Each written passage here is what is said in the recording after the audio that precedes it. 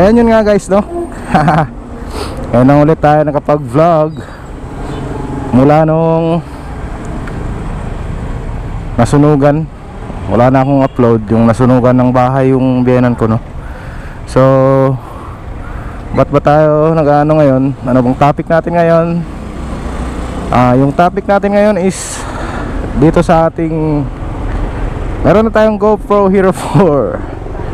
Yan, tapos nakita ko sa YouTube guys, no, yung mga nagmo-modify ng mga accessories. Yung GoPro Hero 4 natin, may mic yan siya. Tapos ito, mic adapter na may charging port.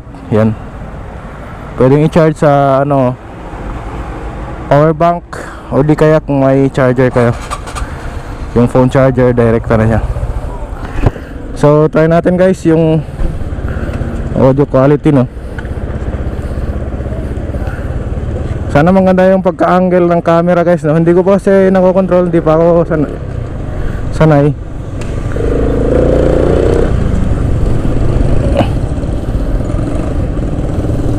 So yan, sana walang may noise.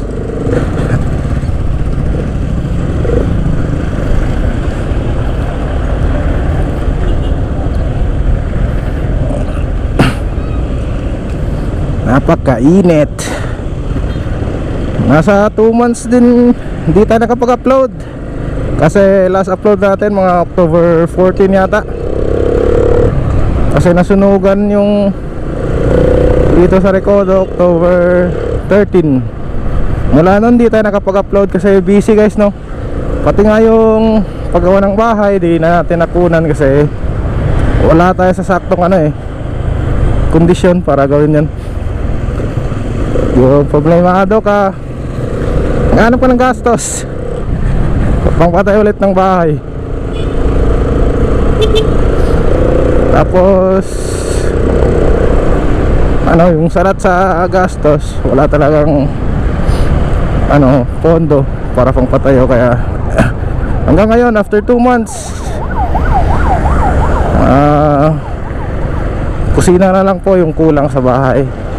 Opo, yung bahay is tapos na, yung sa part ng may kusina na lang po yung kulang. So inshallah no, matatapos din. So di ko alam kung saan tayo pupunta. Siguro sa super highway na lang guys, no. Try natin yung wind noise. Nasa 50 kilometers per hour po tayo. Yung hangin sa loob ng helmet is may kalakasan.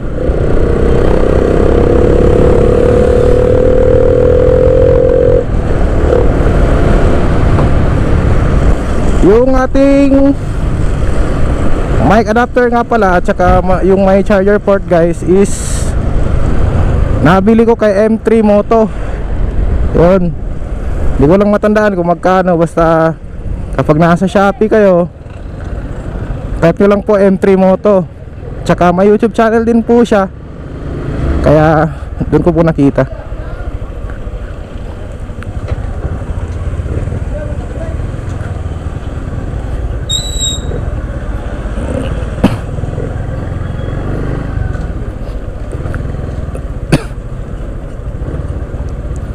Sana maganda lang yung angle, no.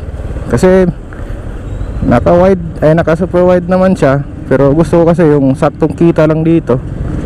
Tapos sa unahan na yung ano, sa unahan na yung view. Yung hanggang dito lang yung kita. Mga videos kasi pati tuhod ko nakikita. Kasi naman yung tuhod medyo malapit lang naman din sa handlebar. So ano, basta yung detail sa unahan, basta makikita lang, okay na yun, no? Nasa loob po tayo ng Kawit. Yan, mga Kawitenyo. Hindi po to Kawit Cavite, sa Zamboanga City ho to guys. Barangay Kawit ng Zamboanga City. Dami kasing Kawit May Kawit Cavite dun sa ano, palusod. So sa super highway tayo guys, no. Tas yung labas natin sa Maasin.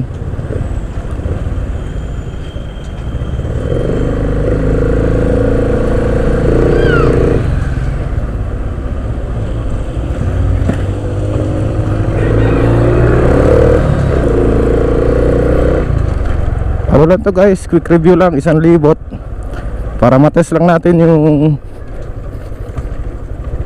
mic adapter natin, no, na may charger port. Yung sa charging pala is micro USB siya guys, gumagana ho siya.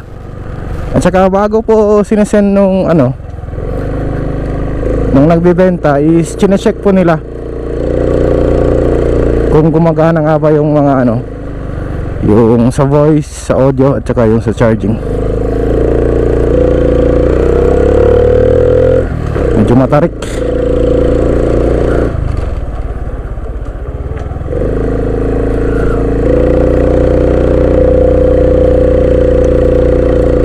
Pero yung ating mic guys is lang, generic TRS lapel mic.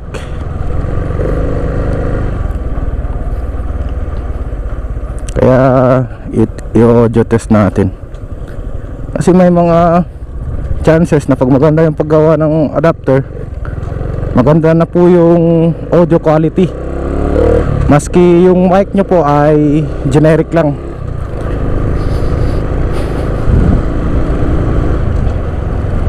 So ito na, walang masyadong bahay pero daming basura. Ginawang basurahan. Ang ganda. Bali yung mount natin is television chin mount guys, no. Tapos dito siya sa kaya yung visor natin di siya nako-close talaga. Tsaka yung dito sa chin guard, sa chin natin wala siya yung parang sa mga mamahaling helmet, yung dito yung parang sinatawag na chin guard, yung parang tela-tela sa may chin. May nakita ko mga ganun sa mga mamahaling helmet, yung mga Spider, mga QIT, yung ganun. Hindi ko na alam kung mayroon bang sa Evo, pero di natin afford guys, no. Kaya as of now yung mga generic brands lang muna yung ginagamit natin.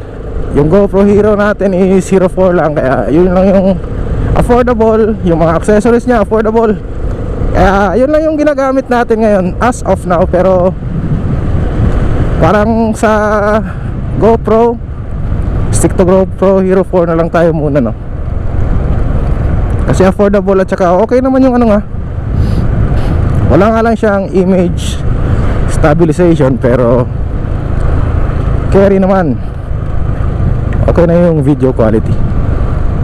So dito, ito nga pala yung super highway, pero ito yung mababang parte. Yung mataas na parte yung dun, yung pinuntahan namin, yung kumuha kami ng yung balat ng Siriguelas, nasa past videos ko. So dyan papuntang Sinunok super highway, tapos ito papunta na tong main road, no, main highway pala.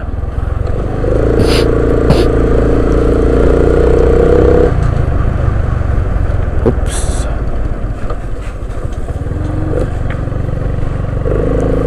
Kaya dito tayo dumaan kasi open space dun sa may highway, dagat, malakas yung hangin. Try natin lubak.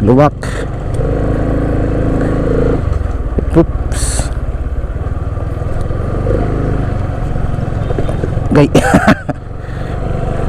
Napakalubak.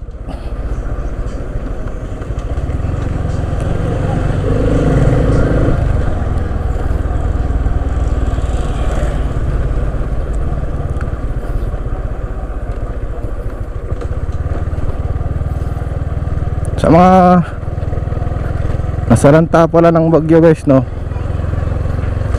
ingat kayo. Tsaka dito sa Zamboanga, yung bahay namin is yung bahay ng biyanan ko pala is nasa nasa parang side ng dagat, ganyan. Pero parang loop siya, yung parang papasok, kaya yung alon hindi talaga masyadong pumapasok. Hindi kagaya ng Dalampasigan, direct siyang naaalunan. Yung doon may mga pa kasi, malalaking barko, kasi malapit sa Baradero o yung shipyard. Pero dito sa Dalampasigan napakalakas ng alon. Yan guys, yan, Normal day. Pero grabe yung alon.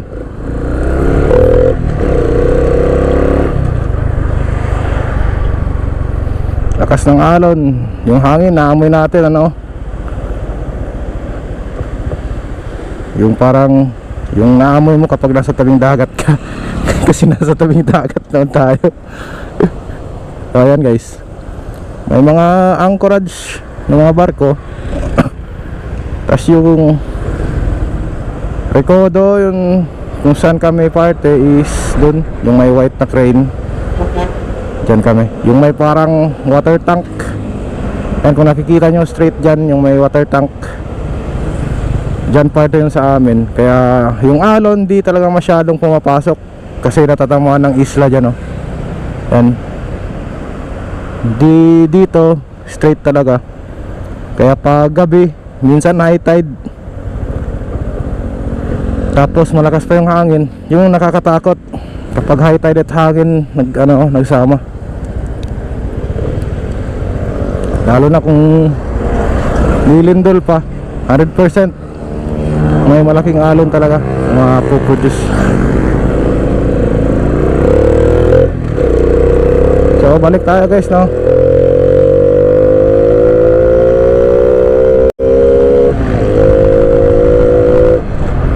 Nasa 60. Iwan ko lang kung kamote overtake on the go. Tingnan siya naka-overtake, inarangkadahan ko.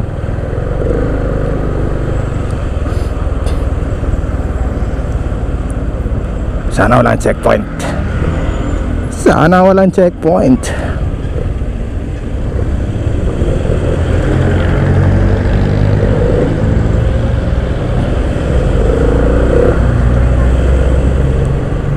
Walang checkpoint. Pero papuntang city proper na checkpoint. Sana dito masyadong maingay yung arangkada ng makina, no. Naka standard muffler lang po ako, pero yung air filter natin is yung replacement, mushroom type po.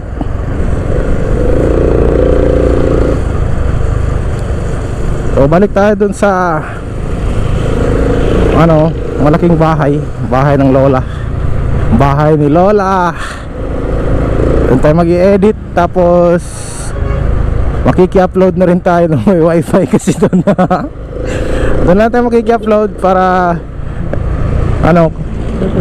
di na magasto sa data. Lalabas to, nasa 1 gig to eh. Nasa 1 gig or 800 megabytes. Sayang din yung data. Pang na lang yun, pang browsing, pang tintin ng YouTube, tas pag chat sa misis. Shoutout nga pala sa misis ko. Ako yeah. Lakas ng hangin. This is Zamboanga. Lubak-lubak na daan.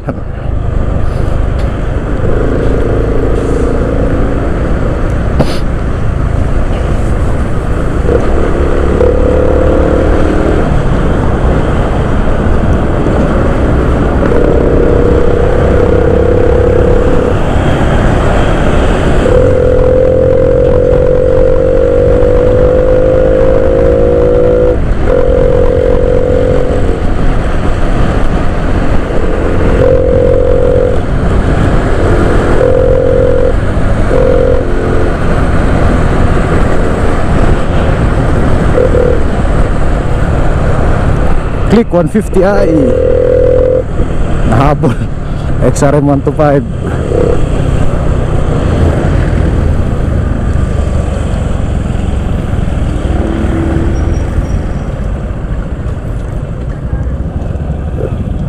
Napuno ng putik dahil sa ulan, puno ng putik.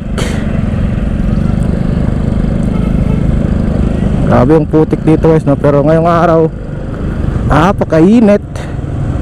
Pero paghapon yan, tsak, ulan. Tapos yung mga nagwa-washing, kasi masasabi mo na, uy, grabing init, mag-washing ako. Pero pagdating ng hapon yun, buhos ang ulan. Ito mo masasabing isinumpa ka talaga